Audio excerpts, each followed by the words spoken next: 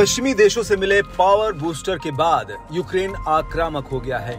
इससे बौखलाए रूस को अब उसके दोस्त नॉर्थ कोरिया ने खुले समर्थन का ऐलान कर दिया है। अब तक ज़ेलेंस्की जिस बात का अंदेशा जताते हुए डरे हुए थे, अब वो सच साबित हो रहा है। जी हाँ, नॉर्थ कोरिया के तानाशाह किम जोंग ने ऐलान किया है कि वो यूक्रेन के खिलाफ अपने हथियार ही नहीं बल्कि अपने सैनिकों को भेज रहे हैं। इस युद्ध में हुए एक नए खिलाड़ी की एंट्री के बाद से यूक्रेन और अमेरिका दोनों ही काफी चिंतित हैं। यही वजह है कि किम को रोकने के लिए अमेरिका को अब चीन के सामने गुहार लगानी पड़ रही है। यहाँ ये कहना गलत नहीं होगा कि उत्तर कोरिया से अपनी दोस्ती को मजबूत करने के लिए रूस पूरी ताकत से लगा है। कई मौकों पर दोनों देश के नेता आपस में मिल चुके हैं। दोनों देशों के बीच कई बड़े सैन्य समझौते पर हस्ताक्षर हो चुके हैं। किम जोंग के यूक्रेन के खिलाफ युद्ध में रूस को खुला समर्थन देने से अमेरिका से लेकर नेटो तक खलबली मच गई है। उत्तर कोरिया पर इससे पहले अपने 10,000 सैनिकों को रूस के समर्थन में युद्ध लड़ने के लिए यूक्रेन भेजने का आरोप था। साथ ही रूस को हथियार सप्लाई करने का भी आरोप है। बता दें कि रूस के रक्षा मंत्री इन दिनों उत्तर कोरिया में ही हैं। किम जोंग ने रूस के रक्षा प्रमुख से मुलाकात के दौरान कहा कि उनका देश यूक्रेन में जारी युद्ध में रूस का हमेशा समर्थन करेगा।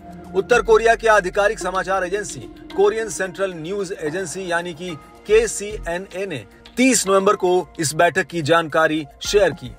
रूसी सैन्य प्रतिनिधिमंडल, जिसका नेतृत्व रक्षा मंत्री आंद्रेई बेलोसोव कर रहे थे, शुक्रवार को उत्तर कोरिया पहुंचे। ये यात्रा ऐसे समय में हुई है जब दोनों देशों के बीच सैन्य सहयोग को लेकर अंतर्राष्ट्रीय स्तर पर चिंता बढ़ रही है।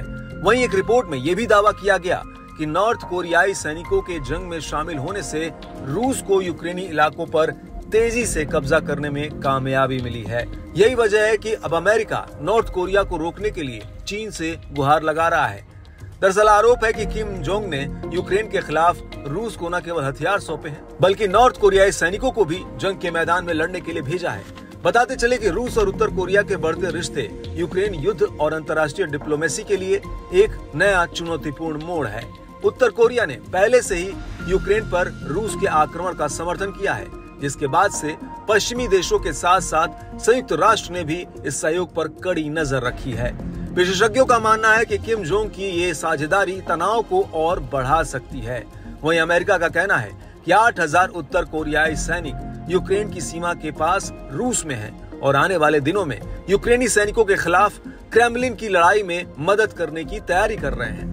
हालांकि चीन ने अभी तक इस कदम पर सार्वजनिक रूप से कोई टिप्पणी नहीं की है। खैर, अब देखने वाली बात ये होगी कि किम जोंग उनकी मदद से रूस क्या अब दोगुनी ताकत से लड़ाई लड़ेगा, क्योंकि उत्तर कोरिया पर रूस को हथियार प्रणाली, मिसाइल और अन्य सैन्य उपकरणों को भेजने का भी आरोप है, जो रूसी राष्ट्रपति पुतिन को लगभग 3 साल से जारी युद्ध को और आगे बढ़ाने में मदद कर सकता है, जिससे यूक्रेनी राष्ट्रपति ज़ेलेंस्की की टेंशन पहले से कहीं ज्यादा बढ़ सकती है।